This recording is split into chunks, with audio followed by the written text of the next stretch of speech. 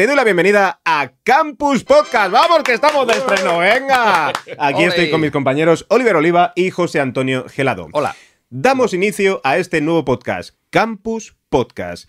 ¿Qué vamos a tener en Campus Podcast? Bien, vamos a hablar de la actualidad del podcast, vamos a hablar sobre nuestras creaciones, vamos a invitar posiblemente amigos y amigas a hablar también de podcast. Esto va a ser Campus Podcast en campuspodcast.es. Para que veáis cómo se reaprovecha el contenido, que es uno de los contenidos de nuestro curso. Practicando con el ejemplo, exactamente. Completamente. Pero vamos a estar los tres, nos vais a tener semanalmente aquí en Campus Podcast. Y vamos a, sobre todo, creo que lo vamos a pasar muy bien. Los tres somos amigos, somos compañeros y creo que vamos a trasladaros esta amistad que tenemos, pero siempre donde el podcast va a ser nuestro tema de conversación habitual, como suele ser habitual en nuestra llamada por teléfono y todo. No es lo raro. En campuspodcast.es.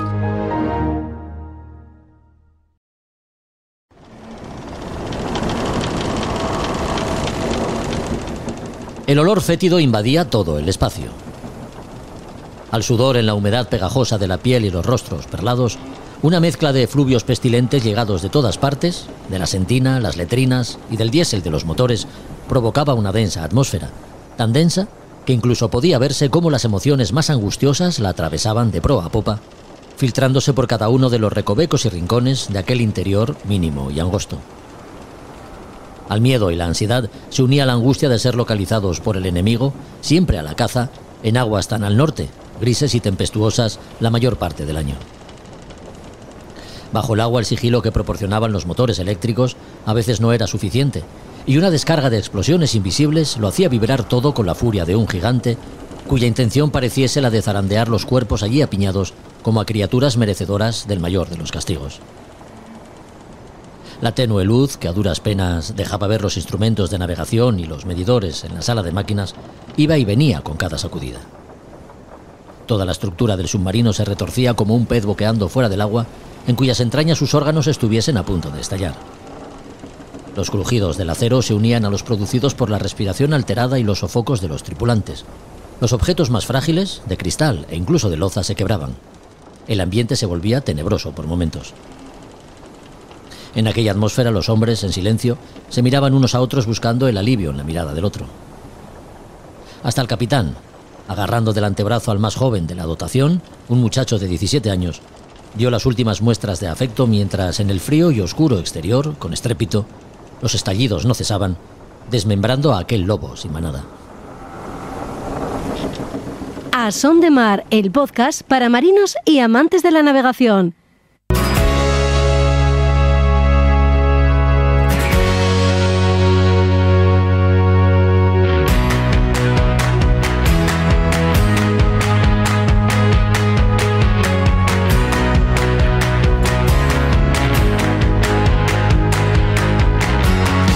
Hola a todos, ¿qué tal? Bienvenidos a otro podcast de A Son de Mar.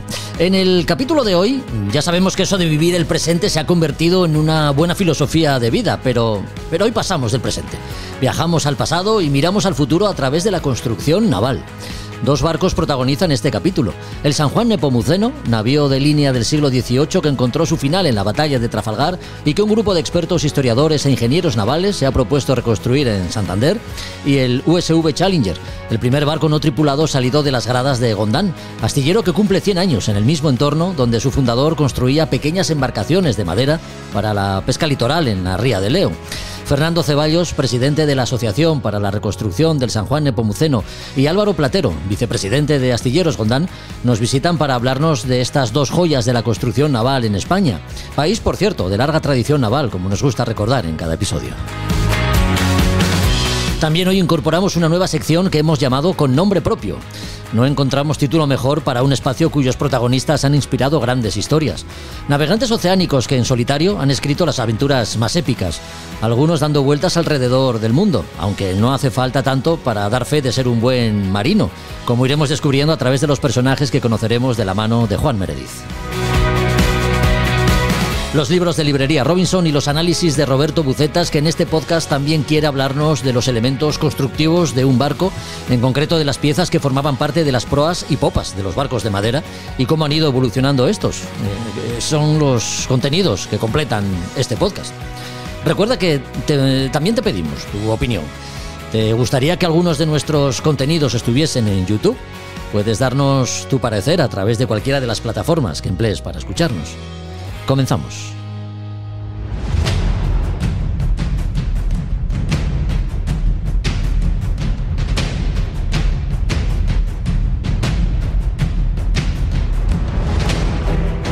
El 18 de octubre de 1766 era votado uno de los buques más emblemáticos de la historia naval española. Salido del Real Astillero de Guarnizo, el San Juan Nepomuceno encontró su final en Trafalgar tras presentar batalla frente a 6 barcos ingleses que lo cañonearon sin compasión alguna.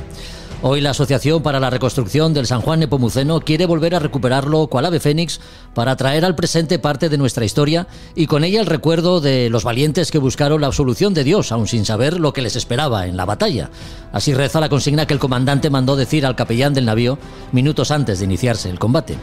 56 metros de eslora y algo más de 14 de manga, 74 cañones y entre 600 y 700 hombres a bordo. Fernando Ceballos, ¿qué tal? Muy buenas, ¿cómo estás? Pues buenas tardes, Jorge, muy bien. Fernando Ceballos es presidente de la Asociación para la Reconstrucción del San Juan Nepomuceno. Fernando, volver a recuperar el San Juan Nepomuceno casi tal cual era. El proyecto es sin duda ambicioso, ¿eh?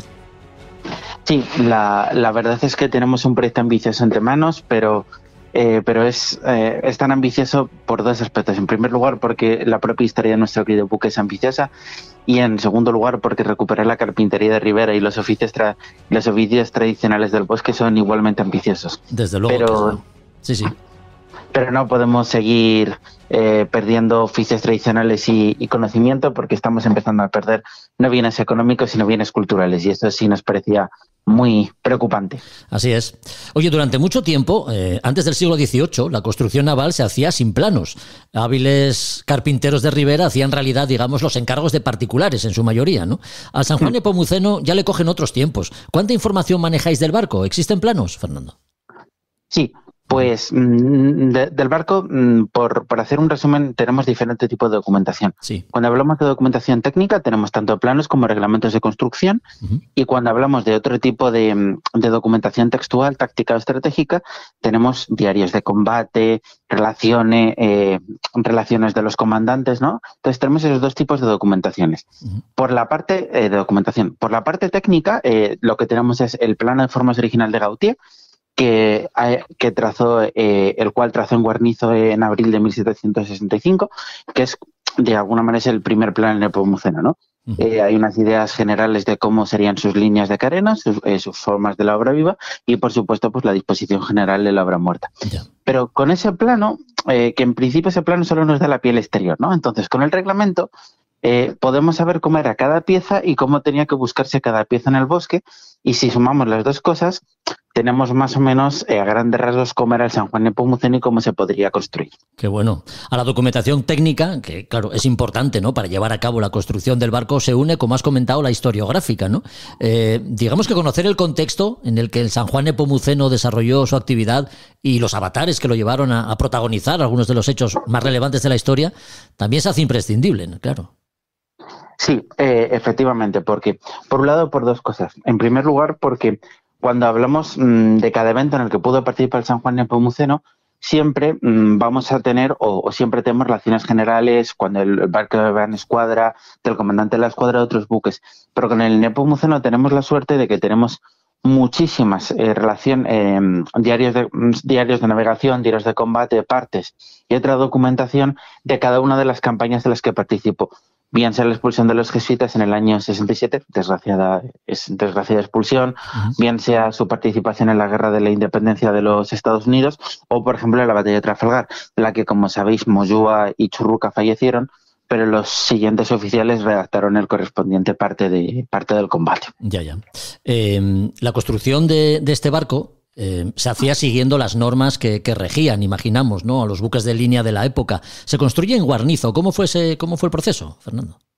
El proceso de construcción es un proceso de construcción un poco, no sé si la palabra, es un proceso de construcción muy bueno, pero difícil. Me explico. Originalmente el San Juan Nepomuceno iba a ser un navío consolidado ya bajo el diseño de Jorge Juan, es decir, iba a ser un San Juan Nepomuceno a la inglesa, que Jorge Juan había desarrollado tanto ya con los planos de formas de sus 74 cañones ya muy contrastados y con los puntos clave y con un reglamento de construcción que era prácticamente poco más que una construcción en serie, porque no tanto en Guarnizo, que se habían hecho los 8 primeros prototipos de Jorge Juan, o de los 8 primeros prototipos, mejor dicho, sino porque los arsenales ya se había estandarizado adecuadamente la construcción. Estoy pensando en el San Genaro y en el Velasco.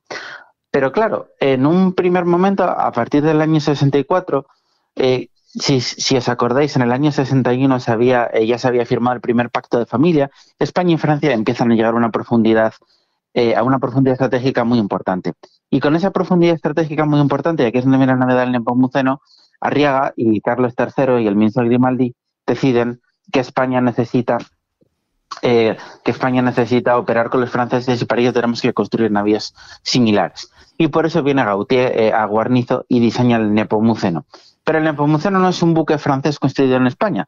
El Nepomuceno es un buque mixto, es un buque mestizo, porque mantiene todas las tradiciones españolas fundamentalmente de artillería, las disposiciones, el número de portas, pero a su vez imputa de alguna manera lo que Gautier trae es un mejor desarrollo de las líneas de la obra viva, que causa menor resistencia al avance que las líneas de Jorge Juan y las de Gastañeta como sus predecesores.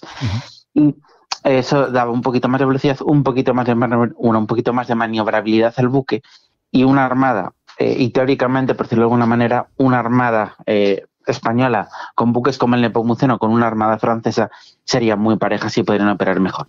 Entonces, es este primer detalle que, claro, que a nosotros nos puede llegar a parecer un poco inocente para el asentista, porque Guarnizo era un astillero de la Armada, pero que era gestionado por un privado.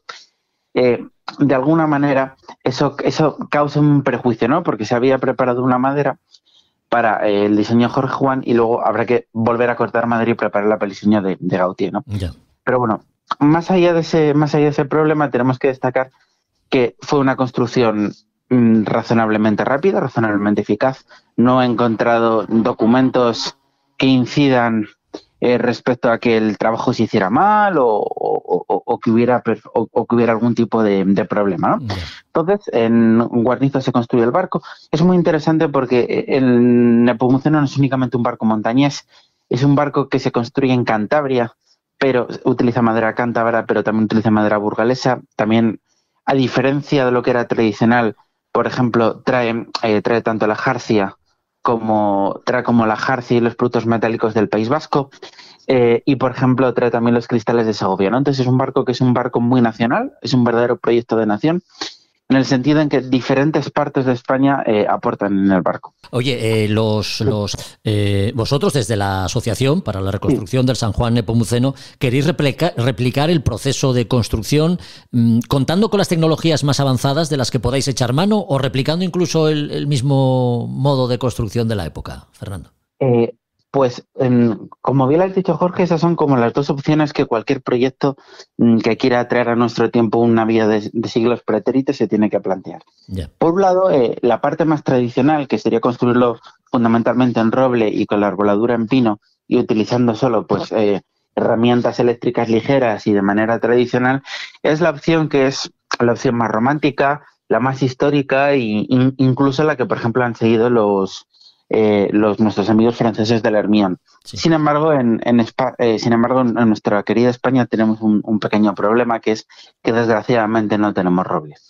Entonces, al no disponer de roble, una opción tradicional pasa obligatoriamente por unos elementos de financiación aún mucho más elevados de lo que son necesarios para el proyecto, porque no habría más remedio que comprar roble básicamente en 3 grandes zonas. Muy probablemente en Francia, que son bastante protectores con su madera, muy probablemente en toda la zona de Polonia, Estados Bálticos, Ucrania, incluso Ucrania estando en la situación bélica en la que está, también Rumanía, porque en esa zona están los últimos grandes bosques de roble europeo, y está la tercera zona, que sería como la zona en la que hay ya un sistema propiamente más desarrollado, que sería Estados Unidos, pero aún así hablamos de unas cuartillas de que fácilmente podrían multiplicar por 4 o por 5 el presupuesto, ¿no? Yeah. Estamos hablando que, para que se hagan ustedes una idea, la Hermión, pues llegó a costar casi 3 o 4 decenas de millones de euros, ¿no? Entonces, eso es la opción tradicional. Pero nosotros, sin embargo, somos conscientes que estamos en un país donde se hacen proyectos culturales como en España, pero evidentemente las cuantías que uno puede trabajar son inferiores, ¿no? Entonces, para nosotros nos entra la segunda fase, que es manteniendo la originalidad de cada pieza, de cada tablón, de cada forma, es utilizar nuevas tecnologías. O nuevas tecnologías o nuevas industrializaciones, ¿no? Y para eso tenemos dos grandes tipos. Tenemos por un lado la tecnología de laminado, que como saben todos ustedes, con el laminado se pueden hacer piezas rectas, piezas curvas, en los tamaños y con las propiedades que uno necesita, utilizando recursos de pino español, bien sea pino de la comarca de Pinares, en Burgos y Soria, pino atlántico gallego y demás, y a un coste pues moderado y sobre todo con garantía técnica de que esas piezas cumplen los requisitos que necesitan. Ya. Y la segunda opción es una opción intermedia en este laminado como la opción más innovadora de todas y la opción más tradicional, que sería la de roble que hablábamos antes, que es utilizar los enormes pinos de la comarca de Pinares, de Burgos y Soria, y por eso nosotros trabajamos con la Cabaña Real de Carreteros en este aspecto, que es utilizar una parte importante de las piezas hechas en ese pino, hechas en pino macizo, y utilizar las piezas más complicadas por radios o por dimensiones con tecnología de laminados. Esa es más o menos esta es la idea que nosotros hemos barajado o hemos encontrado para la viabilidad del proyecto. Hablamos pues de unas cantidades notablemente menos onerosas y sobre todo ponemos en valor tanto una tecnología nacional y una madera nacional, al tiempo que podemos hacer el proyecto pues de una manera más asequible y las necesidades de financiación son muy inferiores. Ya nos has comentado antes que uno de los objetivos del proyecto es recuperar oficios tradicionales, ¿no? Y ahora también nos lo acabas de mencionar, contáis con el apoyo y colaboración de la Real Cabaña de Carreteros, que hoy en día existe como asociación cultural, pero que en época del San Juan Nepomuceno contaba ya con una larga trayectoria en el suministro de maderas por la península para diferentes fines, ¿no? ¿Qué es la Real Cabaña de Carreteros y qué importancia tiene en la reconstrucción del San Juan Nepomuceno? Pues la Real Cabaña de Carreteros, como bien has dicho, Jorge, es una institución cultural que recupera todo el pasado de aportación de Burgos a la Real Armada, tanto por la madera, tanto por la pez, por el alquitrán, por la calafatía de los barcos. Sí. Y son una asociación de una tradición de varias décadas, que siempre han venido trabajando en la recuperación de esos oficios tradicionales, pero no solo desde un punto de vista cultural, de vamos a contar al mundo, no vamos a traer del pasado cómo eran los oficios forestales en el siglo XVIII, sino también desde una visión completamente global, entendiendo que el bosque es un instrumento principal de una nación, que la madera es un instrumento principal de una nación y que su protección es necesaria para todos nosotros, ¿no? En una consideración directamente ambientalista, ¿no? Es decir, son una institución que trabaja cultural y ambientalmente, y eso para nosotros era muy importante, porque no se trata solo de hacer una vía a cualquier precio, se trata de hacer una vía con madera nacional y de manera sostenible. Entonces, para el proyecto son un socio clave porque ellos tienen conocimientos forestales, conocimientos de carpintería, y nos completan a nosotros en esas partes en las que nosotros pues somos más historiadores e ingenieros, entonces necesitamos tener conocimiento y capacidad de llevar esas ideas a la madera, ¿no? De trasladar esos diseños a la madera. Entonces, con ellos estamos hablando de que la madera se pueda cortar en esos bosques de Burgos y Soria, que la madera se pueda transformar allí, que allí se pueda crear, que ahí vinculado también a su idea de proyecto se pueda ver un gran elemento cultural para contar la historia del bosque y la historia de la Armada, y que en esa simbiosis entre Burgos y Cantabria podamos hacer un San Juan Nepomuceno, pero desde siempre, con su madera de siempre, en las provincias, con las que hicieron posible el Nepomuceno, ¿no? Qué bueno. Tras un arduo proceso de documentación histórica e investigación técnica que abarca muy diferentes aspectos, quizá lo más complicado, Fernando, y no lo queremos soslayar, sea hacer ver a la Administración el alcance y la importancia del proyecto, ¿no? ¿Cómo lleváis el celo burocrático y la meticulosidad de la norma? Pues a nivel burocrático, evidentemente, como lo has dicho, Jorge, es el punto clave, ¿no? Yeah. Nosotros hay dos grandes elementos o dos grandes esferas, ¿no? No solo para nosotros, sino para cualquier buque histórico. Por un lado está la normativa técnica de la Marina, de la Dirección General de la Marina Mercante, y por otro lado está la normativa de puertos y de cualquier emplazamiento en el que va a estar un buque histórico. Si empezamos por la primera, afortunadamente, desde hace menos de un año o un año aproximadamente, se ha aprobado por la Dirección General de la Marina Mercante, salió publicado en el BOE el Reglamento de Buques Históricos. El Reglamento de Buques Históricos lo que busca es que nuestra bandera, nuestro pabellón nacional, pueda los armadores, bien sean privados, instituciones culturales, instituciones públicas, tengan un marco normativo adecuado para los buques históricos. Entonces, el reglamento ha establecido unas categorías, ha establecido tanto buques históricos construidos desde hace varias decenas o incluso siglos, ha establecido también todo el tema de la reconstrucción de buques históricos haciendo réplicas, ¿no?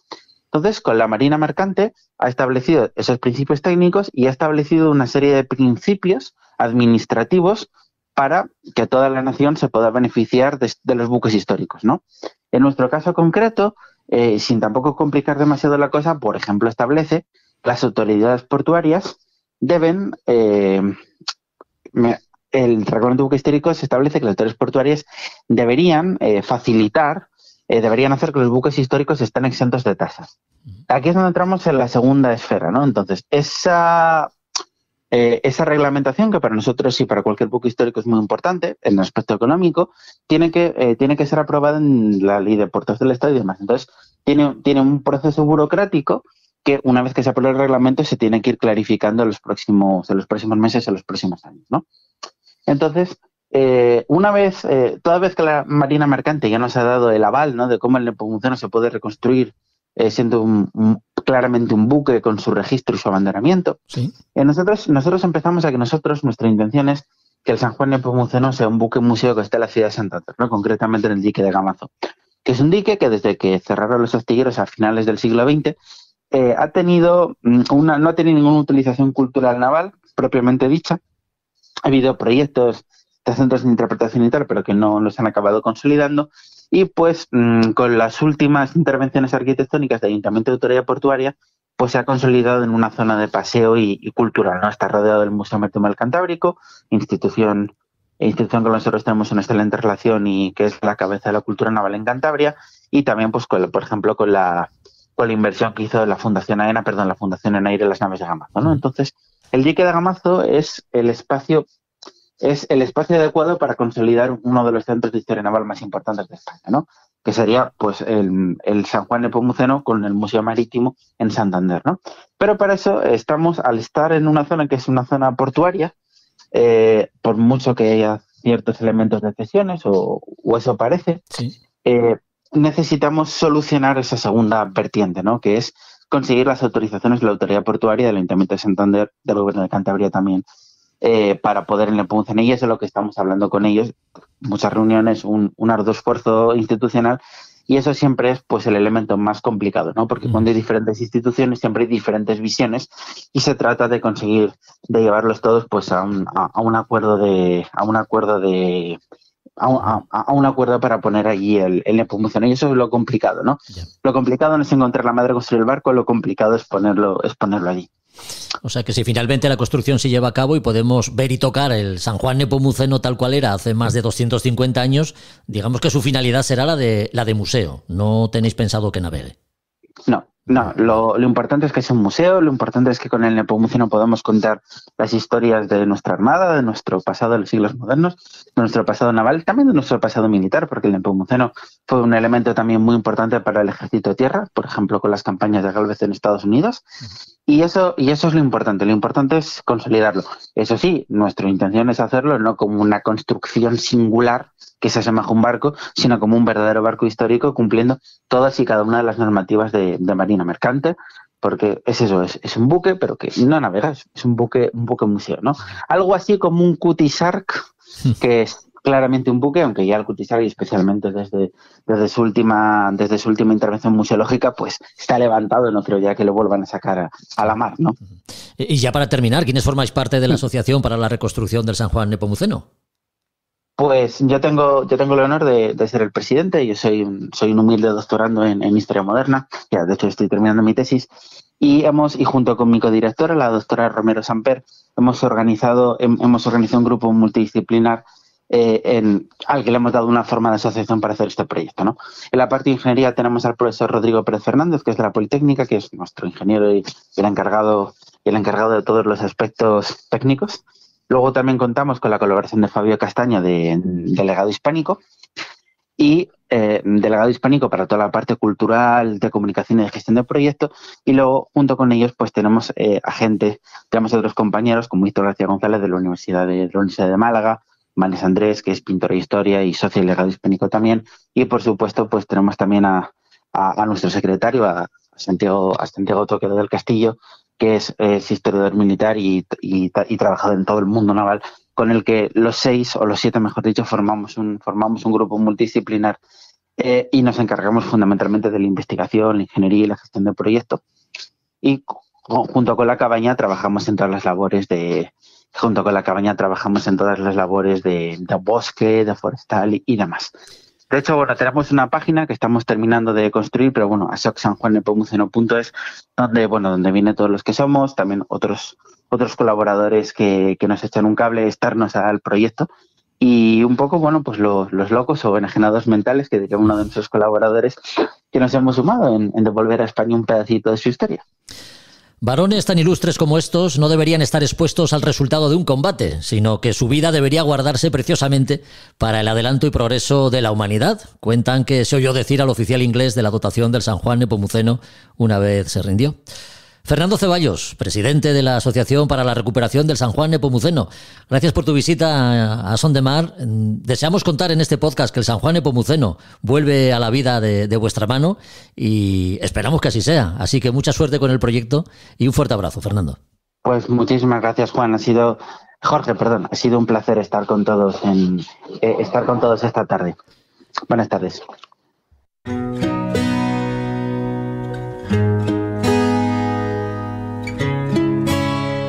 A Son de Mar, el podcast de Jorge Uría. Time to climb that mountain. I'm not gonna stop till I reach the very top. It's a decision I've made. I'm gonna follow through. I promise I'll keep to me and you. All that I need is within me.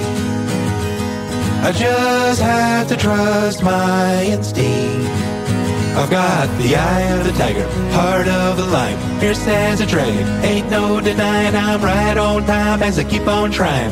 Stepped off course, but now I'm flying. I'm gonna thread that needle through the finish line. I don't need no medal. The race is the prize. Shoot for the stars, you may land on the moon. Step by step, you just have to move. Sooner or later, it's now or never. Sooner or later, now or never. La ría de Leo, que separa Asturias de Galicia, todavía conserva el último taller de carpintería de Ribera que queda en el Principado y que ya protagonizó uno de nuestros primeros episodios. Astilleros Pacho en Castropol, muy cerca de los cuales, en Figueras, otro astillero con origen hace 100 años, también en la carpintería de Ribera, ha ido evolucionando hasta contar en la actualidad con una de las instalaciones más productivas de España, de la que salen todo tipo de barcos, incluso los del futuro. Porque a lo largo de todos estos años, Astilleros Gondán ha ido creciendo, incorporando suelo y sobre todo talento para competir en un mercado tan exigente a nivel internacional como el de la construcción naval. De sus gradas ha salido este año el USV Challenger, uno de los pocos barcos autónomos que navegan en el mundo y el primero de los construidos por Gondán. Del pasado que representa la reconstrucción del San Juan Nepomuceno al futuro ejemplarizado en este buque que sitúa Astilleros Gondán en la vanguardia. Hablamos de ello con su vicepresidente, con Álvaro Platero. ¿Qué tal, Álvaro? ¿Cómo está? Muy buenas. ¿Qué tal, Jorge? ¿Cómo estamos? 100 años ya. Enhorabuena. Sí, muchas gracias. La verdad que espero no aparentarlos, pero la verdad que sí que es un gran año y un gran hito para nosotros y para mi familia en particular. Sí, 100 años ofrecen además, Álvaro, una visión excepcional de la evolución en la construcción de barcos en un entorno como es el de la Ría de Leo, que parece especialmente idóneo, ¿no? Gran arraigo el que ha tenido tradicionalmente la carpintería de Ribera, origen de Gondán, por cierto.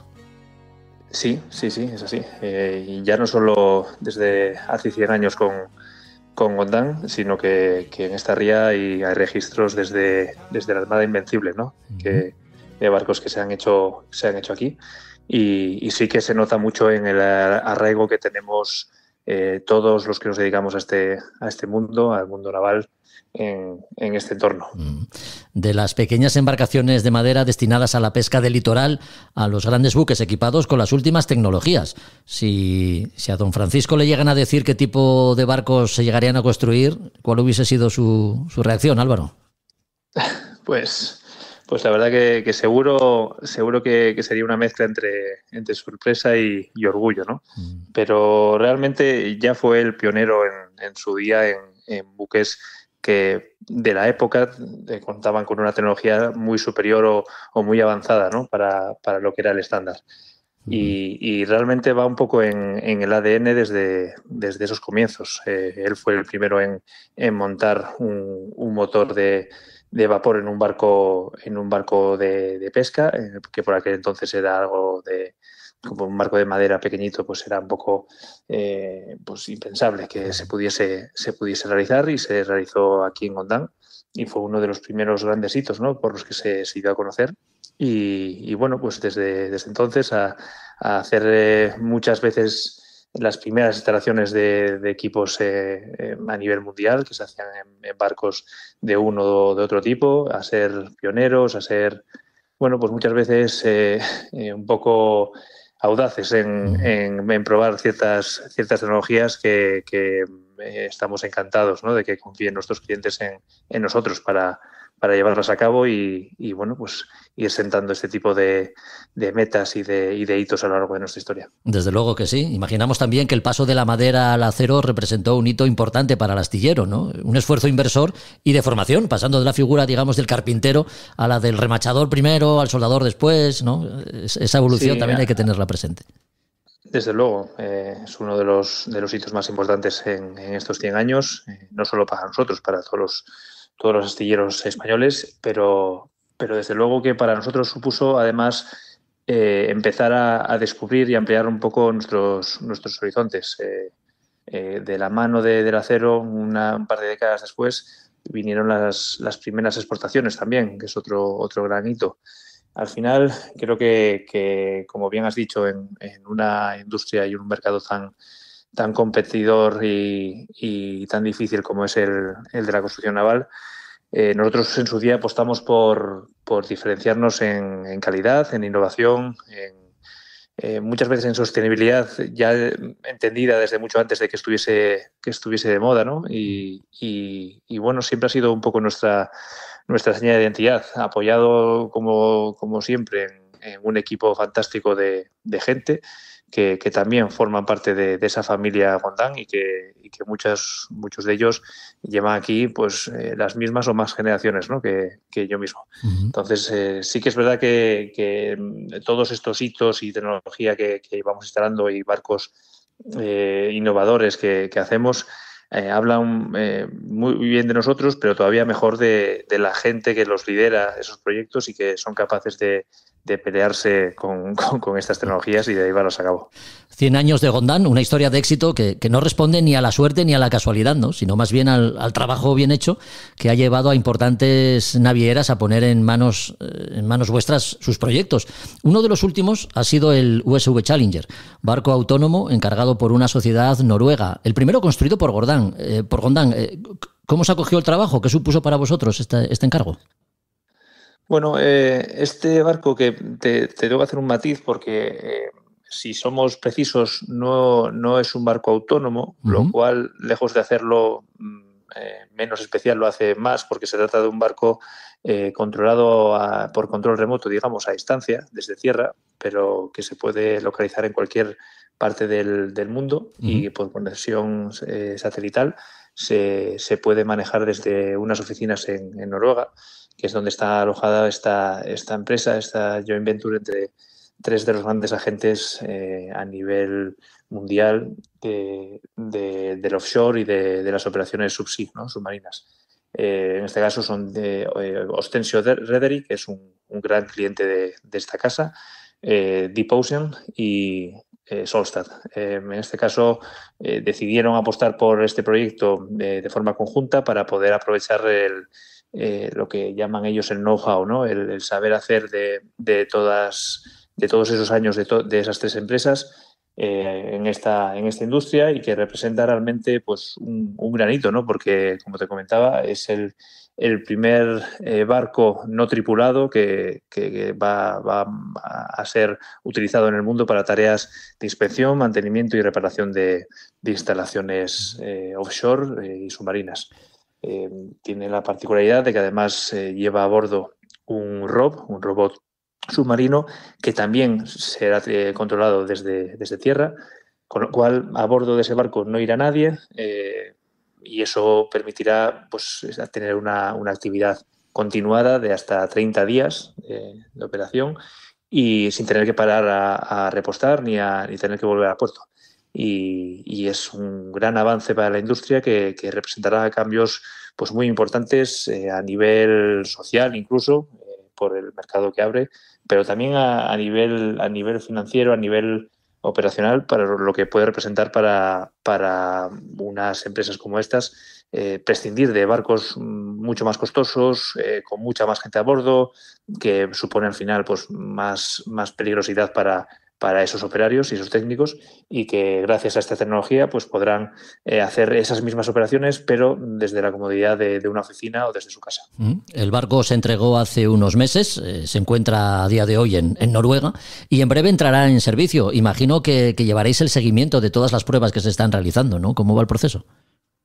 Sí, exacto. La verdad que fuimos en este caso tan pioneros que nos adelantamos incluso al desarrollo de la normativa que va a permitir, porque ya está aprobada, dar, digamos, operación a estos barcos, ¿no? Pues, que se llaman USVs, son las siglas de Unmanned Surface Vessel, que bueno, dan un poco la idea de lo que va a hacer de la operación de este barco. Un barco, como te comentaba, donde no va a ir nadie a bordo, que se va a mover por la superficie, pero que al mismo tiempo va a permitirse esas operaciones submarinas, esos mantenimientos submarinos que son realmente tediosos, ¿no? Porque se trata de muchas horas inspeccionando tubería, anclajes, plataformas de manera submarina, que se podrá hacer desde un lugar mucho más seguro para los técnicos y con una operación que va a suponer pues, hasta un 90% de reducción de emisiones y de costes para el cliente. En materia de legislación, nos lo has comentado, ¿no? Los despachos, digamos, que no van tan rápido como los astilleros. ¿Qué regulación rige este tipo de embarcaciones, este tipo de barcos? Cada país tiene que desarrollar la suya, imagino. Bueno, en este caso, muchas veces en cuanto se abre la veda por parte de un país, los otros van un poco a rebufo. En este caso, la normativa la está desarrollando la bandera noruega, que es donde está registrado el barco, junto con el DNV, que es la sociedad de clasificación que ha certificado la construcción de este buque. Nosotros, como antes también me comentabas, llevamos el seguimiento de todos nuestros barcos, sobre todo durante el periodo de garantía, pero también cuando se expira ¿no? Y que es a los 2 años. Y bueno, pues nosotros estamos muy orgullosos, como te puedes imaginar, de que todos nuestros barcos y todos nuestros proyectos tengan éxito también en sus operaciones, ¿no? Aunque ya no sea de nuestra responsabilidad, pasado el tiempo, siempre nos alegra conocer estos hitos, estos grandes hitos que van protagonizando nuestros proyectos, nuestros barcos. Y bueno, en referencia a esa burocracia, pues sí, al final este barco lleva muchísimas redundancias porque al ser el primero, al no ir nadie a bordo,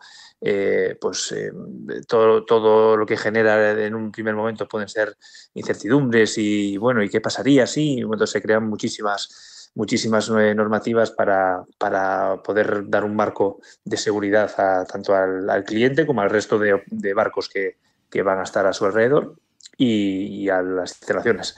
Yo creo que es lo normal, en este caso es tedioso, como puede ser de otra manera, pero bueno, es algo a lo que, como te comentaba, estamos acostumbrados, ¿no? No es la primera vez que tenemos que ir de la mano un poco casi codo a codo el desarrollo de una normativa para un equipo como este. Ya.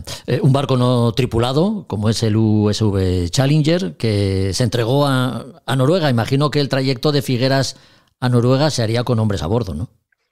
Exacto. De hecho, como te comentaba, como no estaba desarrollada la normativa y como realmente no tenía autonomía para llegar hasta Noruega, hubo una tripulación a bordo. Ya pensamos en eso cuando desarrollamos junto con el armador el diseño de este barco, que hubiese una mínima posibilidad de habilitación a bordo para cualquier emergencia, cualquier situación que lo pudiese requerir. Y en este caso era una tripulación que se iba turnando y que iba parando de puerto en puerto hasta llegar a la costa de Haugesund, en Noruega, donde se está operando a día de hoy. La navegación autónoma, Álvaro, es una realidad que muy probablemente marque el futuro de la navegación. ¿Podemos pensar que esto vaya a ser así? Sí. Al final yo creo que todo el desarrollo tecnológico va encaminado a dar un poco de soporte a esa falta de cada vez mayor de trabajadores que no quieren hacer y no están a gusto con situaciones de alto riesgo. Nosotros sufrimos también con trabajos que son pues físicamente más exigentes, como puede ser el de la soldadura o el de la calderería. Bueno, pues cada vez es más complicado afrontar estos proyectos porque realmente la falta de gente es una cosa que nos afecta a todos, ¿no? La falta de trabajadores cualificados en estos sectores. Yeah. También les pasa del otro lado, digamos, del proyecto, de la mesa, también les pasa a nuestros clientes que efectivamente cada vez es más complicado encontrar técnicos que quieran estar embarcados durante largos periodos de tiempo en unas operaciones como estas. Y bueno, pues mismamente también se abre el abanico de opciones a muchas mujeres que pues muchas veces por situaciones de familiares, de conciliación familiar, no estaban tan dispuestas a poder embarcarse durante estos meses en una época, digamos, de su vida en la que pueden estar pensando más en un desarrollo familiar y una conciliación familiar, y así lo reflejan las estadísticas. La grandísima mayoría de técnicos que operan en instalaciones offshore hasta a día de hoy son hombres. Pues yo creo que esto es un paso más, ¿no?, para poder acercar a estas mujeres y a estos técnicos que son, vamos, muy competentes. Nosotros tenemos a muchísimas ingenieros en nuestro equipo, que de hecho una de ellas ha sido una de las líderes de este proyecto, Andrea García, de nuestro departamento de compras. Fue una de las responsables del proyecto USV Challenger. Y bueno, pues no deja de ser un ejemplo, ¿no?, de que la tecnología muchas veces nos ayuda a mejorar y a crecer como sociedad, y nosotros apostamos por proyectos como estos. Sin duda. Ya para ir terminando, Álvaro, ¿cuáles son las dimensiones del SV Challenger? Bueno, pues es un barco relativamente pequeño para estar hecho de acero y para estar hecho en nuestras instalaciones de Figueras. Es de 24 metros, tiene unos 4 o 5 metros, si no me equivoco, de manga, y bueno, ya tengo que es un espacio muy reducido para todo lo que lleva. Si te hablo de la lista de equipos que lleva a bordo, es complicado imaginarse, ¿no?, cómo los puede alojar dentro. Pero bueno, tendría que revisarte el dato de la manga, porque ahora mismo no lo tengo, pero sé que son 24 metros de eslora, y la autonomía sé que puede llegar hasta esos 30 días en determinadas operaciones, ¿no?, en determinadas condiciones. Pero bueno, es un poco el objetivo que tiene el barco, ser capaz de dar este servicio y de mejorar la rentabilidad de estas operaciones para nuestros clientes. ¿Y qué proyectos tiene Gondán en el futuro próximo que están esperando por sus gradas? Bueno, pues pasamos casi del barco más pequeño que hemos hecho los últimos años aquí, como es este USV Challenger, a Leda Fjord, que internamente casi lo llamamos el Gondán Max, que va a medir 120 metros de eslora y 23 metros y medio de manga. Es el barco más grande que hemos hecho jamás en nuestra historia. que va para uno de estos armadores que también son parte de la joint venture de USV, en este caso Ostensio Rederi, y que se entregará a finales de 2027, principios de 2028 más o menos, porque ha sufrido algunos cambios el proyecto, pero que es un barco que nos emociona mucho y que estamos muy volcados en él. Asimismo, este próximo mes de octubre entregaremos el Polestar, un barco para Escocia, que se dedica al mantenimiento de boyas y faros en el norte del país, en las islas escocesas. Y también hemos ya empezado la construcción de 4 patrulleras para el gobierno de Indonesia, para el Ministerio de Pesca de Indonesia, para hacer labores de patrullaje y de seguridad en las costas de las islas indonesias también. Son buques muy diferentes que van desde lo militar o paramilitar hasta lo offshore más innovador, pasando por tareas también de buques como este USV Challenger que se dedica a tareas más de inspección y reparación. También tenemos en nuestras instalaciones de Castro por Sur, cerca de Vegadeo, tenemos nuestro astillero de fibra, en el cual estamos ya construyendo el segundo barco para un armador que también ha hecho ya 3 barcos con nosotros. Este sería el cuarto, es un armador canario, en este caso se queda en España, y es un barco dedicado al transporte de personas entre la isla de Lanzarote y La Graciosa. Un catamarán de fibra de 32 metros de eslora y que es capaz de alojar hasta 350 personas a bordo.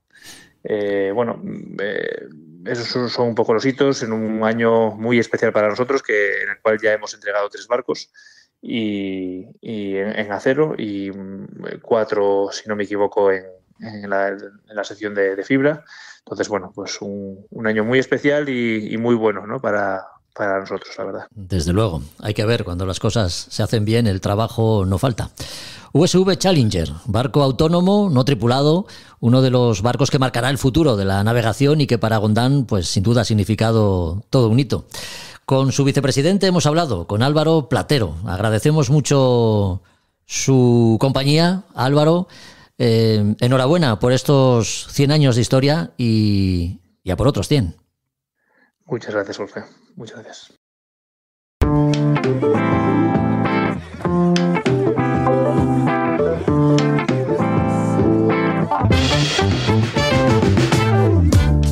Después de la pausa veraniega y el disfrute a bordo de su barco silvestre navegando por aguas de Menorca, la vuelta al cole es obligada, más si cabe si uno vive rodeado de libros.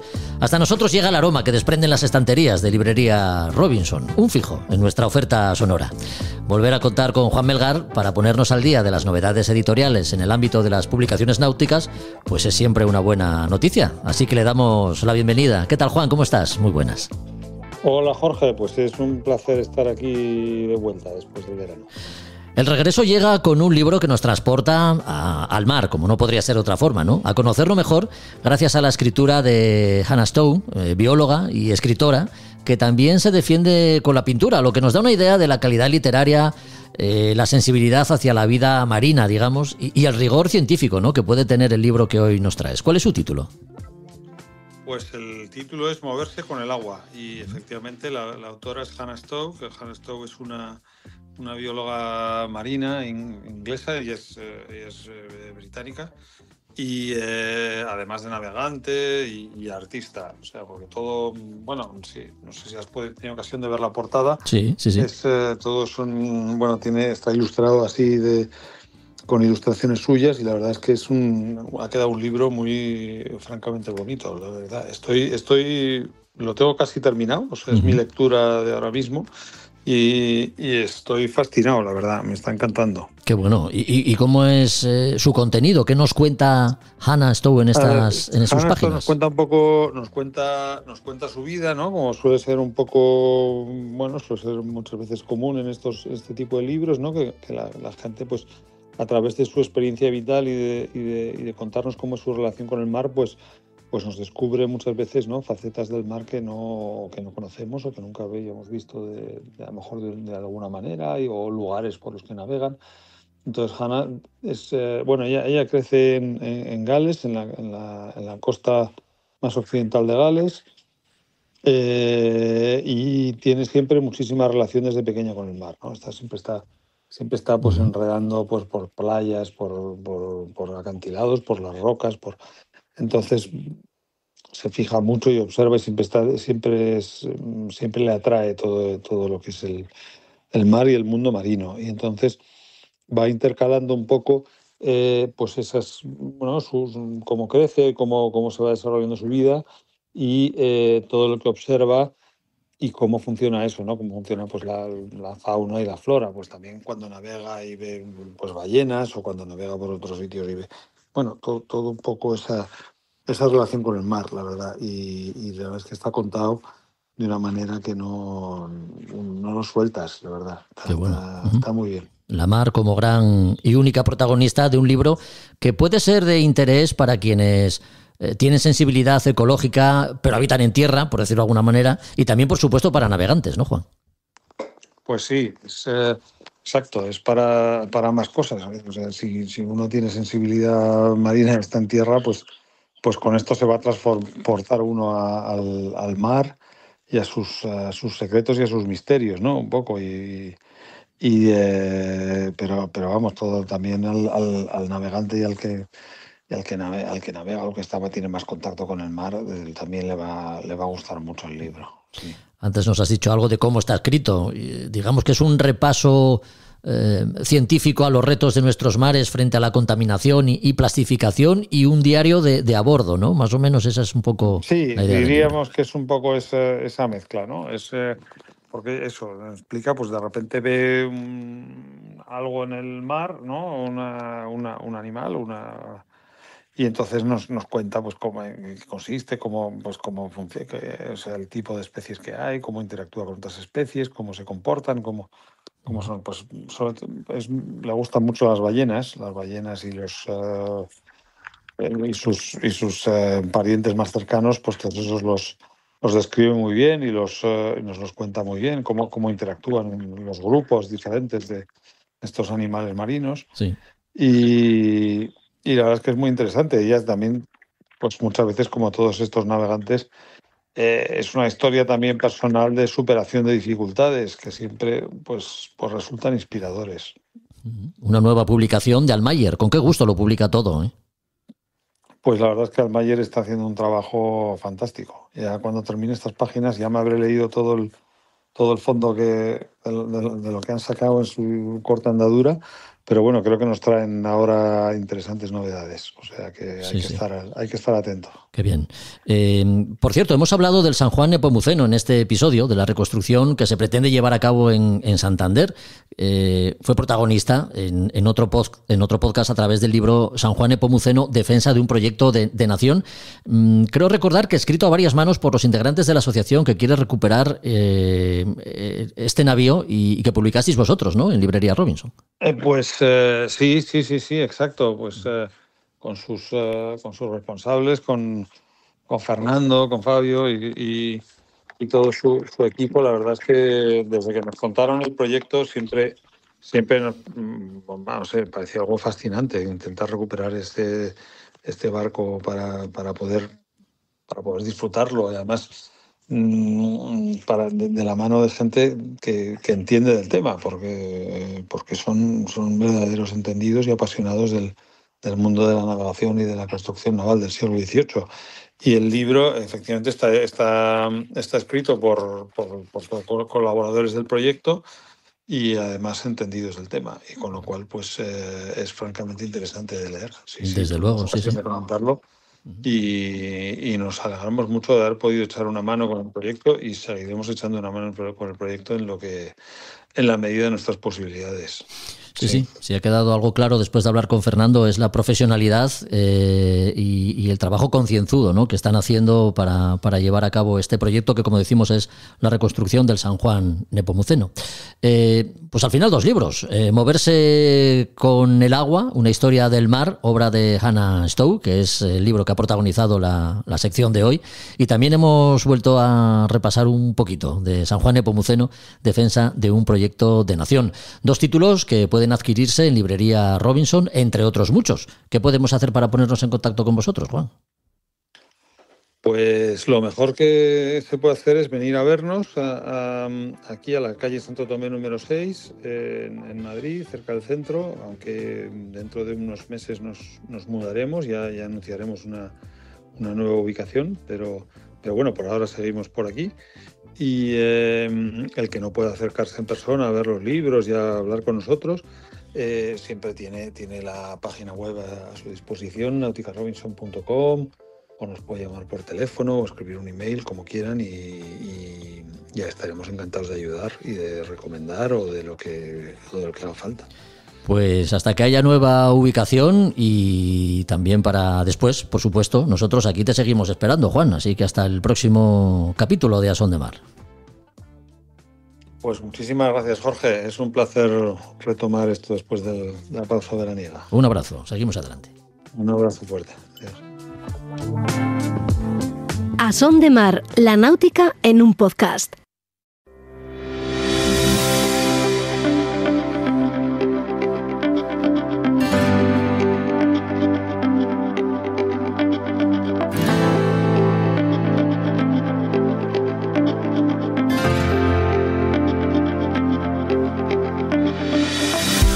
Sintonía que se incorpora a la variada selección de secciones que van conformando A Son de Mar. Esta nos servirá para contar en programas alternos con la compañía de uno de nuestros navegantes favoritos. Amigo en lo personal, de esos que entran por aquí como Pedro por su casa, Juan Meredith rescatará para nosotros los nombres propios de grandes navegantes contemporáneos.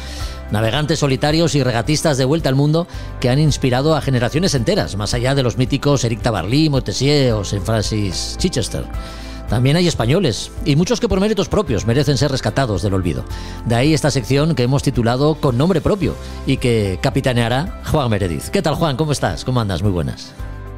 Pues muy ilusionado con esta idea que has tenido, con muchísimas ganas con muchas ganas y con mucha pasión, porque he descubierto pues a gente que tenía un poquito en el olvido y que siempre había seguido y que bueno, vamos a ver si compartimos y damos alguna sorpresa. Qué bien. Oye, ya sabes que dispones de unos minutos para hacernos ver con la palabra las historias más épicas y el sacrificio asumido, ¿no?, por quienes han ido dejando una estela tras la cual muchos soñáis y otros ya lo han logrado, ¿no?, que es la estela que os impulsa a dar la vuelta al mundo navegando a vela y en solitario.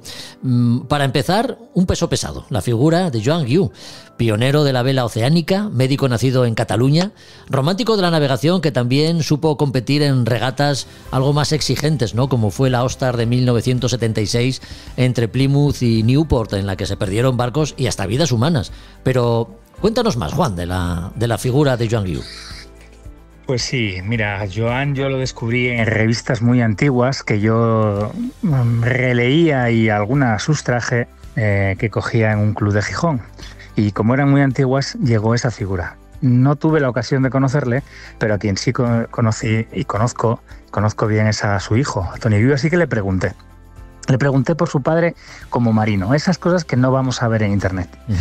Y lo primero que se me ocurre es pensar, quiero que os pongáis en situación, porque Tony me lo dijo así, y os imaginéis un Sirocco MK2, que los que ya tenemos una cierta edad recordaremos ese modelo de barco, y es un barco que podemos encontrar todavía en algunas marinas. Imaginad un chico navegando, creo que era su primera regata en solitario, entre Génova, Menorca y vuelta a Génova, se cae al agua, se agarra, no se sabe cómo, del piloto automático de viento, se engancha por un solo dedo que rompió y consigue subir a bordo. Como me lo contaba Tony, se notaba pasión por lo que había hecho su padre, por su padre. Joan Guiu fue un pionero. Por desgracia nos ha dejado. Una persona muy, muy importante, no solo en Cataluña, sino a cualquiera de los que nos apasiona la navegación en solitario. Joan participó en dos en 2 Ostars, que es el cruce del Atlántico de este hacia el oeste por el norte. Una regata durísima. Y participó con otro barco parecido al Sirocco, MK2, un poquito más grande, con el Puma 38. Y algunos se llevaron las manos a la cabeza, porque tenemos que volver a recordar, hay que ponerse en ese lugar. Llegó a un acuerdo con el astillero. Lo hizo francamente bien. Ahí coincidió con Vidal. En la segunda ocasión conoció a José Luis Dugarte y a Víctor Segui. Fíjate, me quedo con una cosa que me contó Tony. Era médico, tenía 6 hijos, era un apasionado de esto y ponía su dinero para estos proyectos. Peleó todo lo que pudo y alguno de sus hijos, como es el caso de Tony, también le acompañó. Me impresionó muchísimo saber que en el segundo retorno de la Ostar le acompañó su mujer Gloria y el mismo Tony. Toda esa parte me lo hizo tan humano que aquel cromo, como le dije yo a su hijo, ese cromo de un álbum que no existe, pero que está en mi vivencia, todavía me lo hizo muchísimo más real. Bueno, Joan participó en varias Mare Nostrum. Tenemos la suerte de que hay una regata que algún día me gustaría participar, que es la Joan Guiu, y es todo un personaje en Barcelona. Fue profesor en la universidad, pero también fue profesor de algunos grandes marinos, como Joaquín Coello, por ejemplo, que luego, para una ruta de ron que preparó Joaquín y que luego lideró el proyecto del Licor 43, proyecto en el que estuvo su hijo Tony. Para mí, Joan, bueno, sí, como te decía, es ese cromo que a mí me emocionaba, que veía que yo quería ser como ellos. Tengo el recuerdo en una revista, creo que era una bitácora, de una fotografía, no sé si hecha desde un helicóptero, no lo sé, pero sí avisando de una de sus regatas. No podemos olvidar a gente como Joan, desde luego. O sea, no se puede quedar meramente en el nombre de una regata. Era una persona, era un padre, era un apasionado y era un regatista oceánico. Y bueno, espero que Tony, que oirá esto, entienda que se habla desde el corazón, desde la pasión, desde el orgullo y el honor, que son palabras que no están de moda, que entonces lo estaban bastante más, y que es todo lo que me traslada a la figura de Joan Guiu. Apasionado de la mar. ¿Cómo te quedas? Sirocco, pues ya ves. Y Puma 38. ¿Qué te parece? Pues hay que ver. Y como tú decías, ¿no? Navegantes de otra época que se apañaban pues con lo que había, ¿no? Barcos competitivos para sí, la época. Pero estoy seguro que los hubiéramos subido a los barcos actuales y hubieran navegado tan bien como la gente que conocemos, ¿no? Abrieron un camino, pero sobre todo el de quiero conseguir esto, ¿no? Y conseguir que su familia también formara parte. Bueno, me parece increíble y me suena bastante. Sin duda. Pues ya decimos, apasionado de la mar. Su vida estuvo consagrada a su familia, a sus amigos, que muchas veces formaron parte de sus tripulaciones y, por supuesto, a la mar. Joan Guiu, hemos entrado por la puerta grande, ¿no? En esta sección con nombre propio que hoy inauguramos y lo hemos hecho, pues, como decimos, con uno de los grandes, con Joan Guiu, que ha protagonizado estos minutos gracias a Juan Meredith. Pero nos quedan muchos nombres, ¿no, Juan? Sí, unos cuantos más. Bueno. No sé si decirte cuál es el próximo. El próximo sí que te puedo contar vivencias personales que he tenido. Te puedo adelantar una cosa. Yo siempre llevo una cebolla o más en el barco, aunque quiera ir ligero, en honor a esta persona. Y si consigo dar la vuelta al mundo, una de las cosas que vendrá es una botella de vino.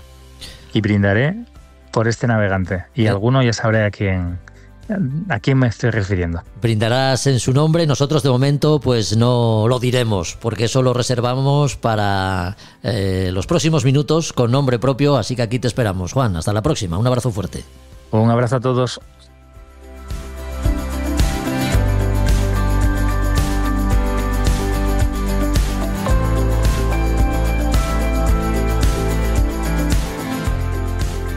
A Son de Mar, el podcast para marinos y amantes de la navegación.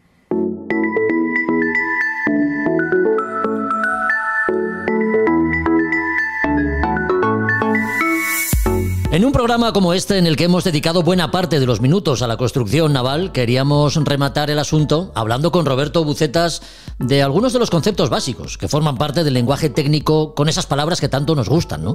Roda, tajamar, contraquilla, codaste. Y de paso también repasar la evolución que han sufrido las proas y popas de los barcos a lo largo de los tiempos. O cómo en la actualidad los barcos de regata oceánicos apuestan por esas proas que salen del agua y popas que se clavan literalmente en vientos portantes. Así que hablemos de ello los próximos minutos. ¿Qué tal, Roberto? ¿Cómo estás? Muy buenas. ¿Qué tal, Jorge? Buenos días. ¿Cómo han evolucionado las técnicas constructivas y qué lejos quedan aquellos astilleros de ribera y arsenales en los que podía oírse el trabajar de los carpinteros, ¿no? Ensamblando cuadernas a la quilla y cerrando la estructura de un barco por proa y popa? ¿Qué elementos siguen formando parte de ellas, Roberto? Porque aunque pase el tiempo, parece que los nombres para denominar las distintas partes de la proa y la popa siguen siendo los mismos, ¿no? Sí, estamos hablando de anatomía del casco de un barco, y quizás la construcción naval en madera, la construcción de madera de carpinteros de ribera, era quizás la más compleja, donde necesitaba más estructura, más refuerzos para conseguir una solidez en la resistencia estructural, eso está claro. Y esos, muchos de esos nombres y esos elementos siguen permaneciendo en la actualidad, ¿no? Pero bueno, mucho más simplificado, mucho más sencillo todo. Porque bueno, los nuevos materiales de construcción y fabricación de barcos, pues bueno, no requieren tanta estructura y tanto refuerzo para llegar a obtener esa resistencia, esa consolidación estructural de un barco. Pero bueno, los barcos siguen teniendo quilla, los barcos siguen teniendo cuadernas, los barcos siguen teniendo codaste, ¿no? Algo parecido a lo que es el codaste, roda, como comentabas, pues siguen teniendo esas estructuras. Pero por ejemplo, ahora un barco de construcción de carbono, pues al final hablas de una varenga, una quilla, una varenga, una cuaderna, un bao. Al final es simplemente una sola pieza que va laminada sobre el propio casco, ¿no? Claro. Pero bueno, esas denominaciones siguen estando ahí y deben de perdurar, porque bueno, es como si hablamos siempre de tradición. Y en el tema de los barcos y en la mar, pues bueno, pues sí, esos nombres siguen perdurando ahí, pero bueno, mucho más simplificado. La estructura de un codaste de un barco de madera, pues que te podía tener el codaste proel, codaste popel, falso codaste, el pie del codaste, talón del codaste, todo eso no existe como tal en la actualidad, ¿no? Qué bueno eso de anatomía del casco, me lo apunto, que me ha gustado mucho. Lo de la resistencia de los materiales que se emplean en la actualidad hace que muchas de esas piezas de refuerzo que se necesitaba para la madera se hayan ido perdiendo, ¿no? Como nos comentas. Sí, muchos de esos elementos se van perdiendo en la construcción.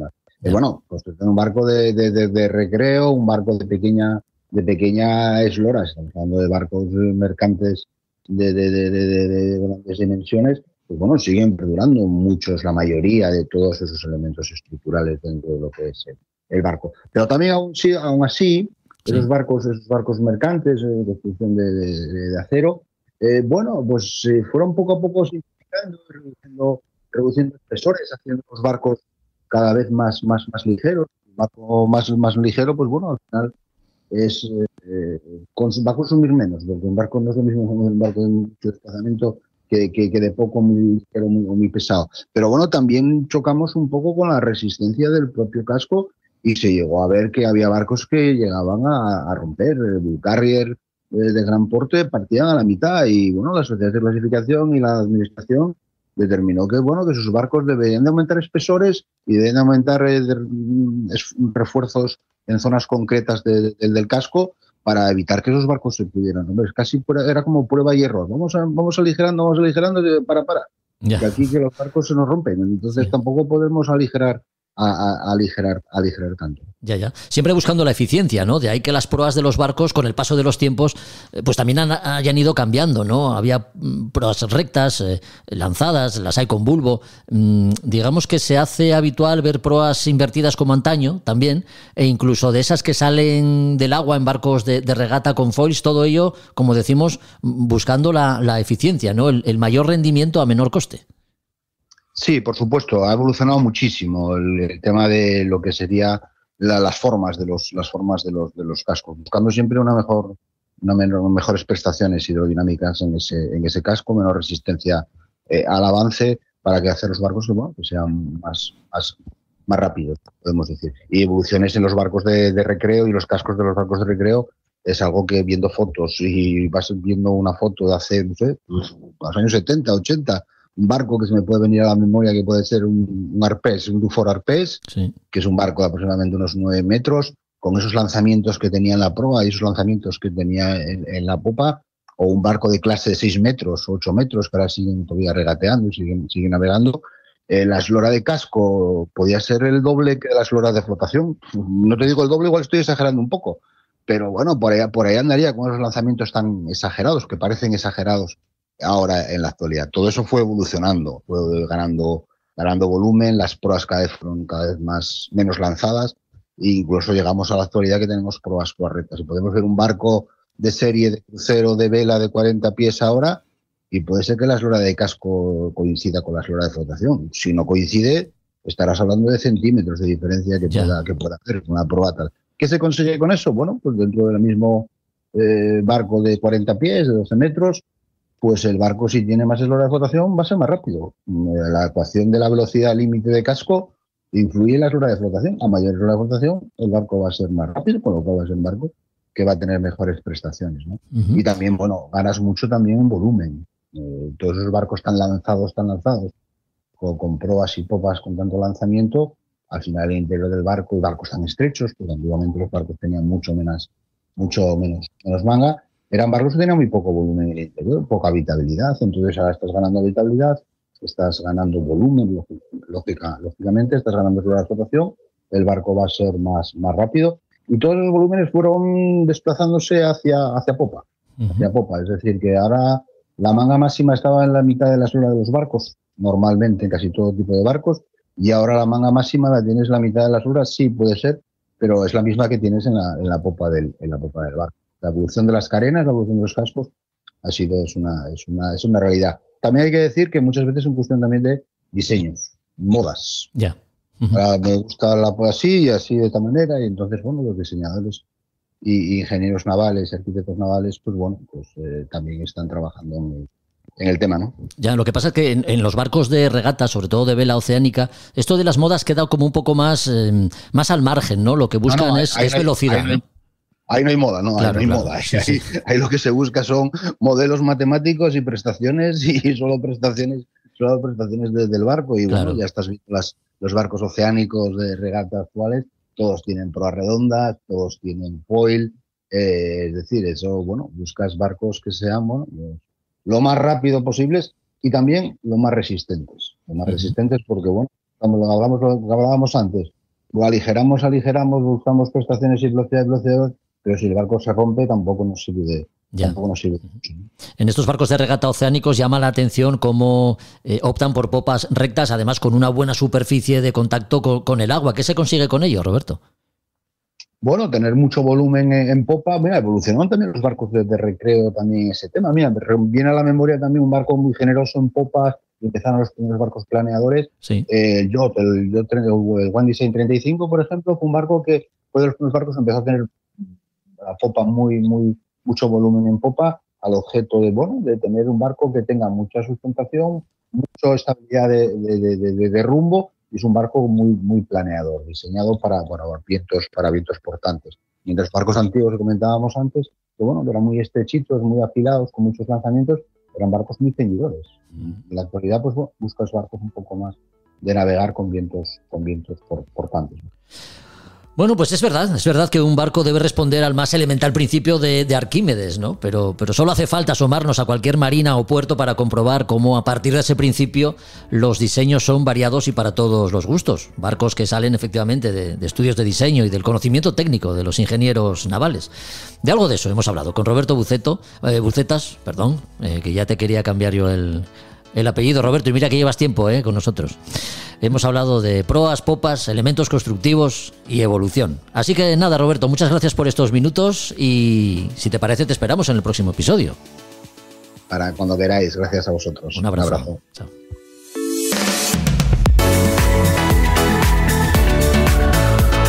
Pues hasta aquí otro podcast de A Son de Mar. Recuerda que volvemos en 15 días, que siempre te animamos a compartir nuestros contenidos y que puedes seguirnos en Instagram y Facebook, además de visitar la web www.podcastasondemar.com. Ah, y que si tienes algo que vender, productos o servicios náuticos, pues nos ofrecemos para ponerte en contacto con tus clientes. Volvemos, lo dicho, en 15 días. Hasta entonces, adiós. A Son de Mar, la náutica en un podcast.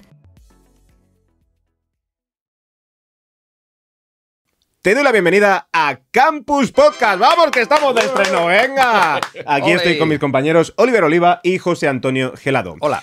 Damos inicio a este nuevo podcast, Campus Podcast. ¿Qué vamos a tener en Campus Podcast? Bien, vamos a hablar de la actualidad del podcast, vamos a hablar sobre nuestras creaciones, vamos a invitar posiblemente amigos y amigas a hablar también de podcast. Esto va a ser Campus Podcast en campuspodcast.es. Para que veáis cómo se reaprovecha el contenido, que es uno de los contenidos de nuestro curso. Practicando con el ejemplo, exactamente. Completamente. Pero vamos a estar los tres, nos vais a tener semanalmente aquí en Campus Podcast y vamos a, sobre todo, creo que lo vamos a pasar muy bien. Los tres somos amigos, somos compañeros y creo que vamos a trasladaros esta amistad que tenemos, pero siempre donde el podcast va a ser nuestro tema de conversación habitual, como suele ser habitual en nuestra llamada por teléfono y todo. No es lo raro. En campuspodcast.es.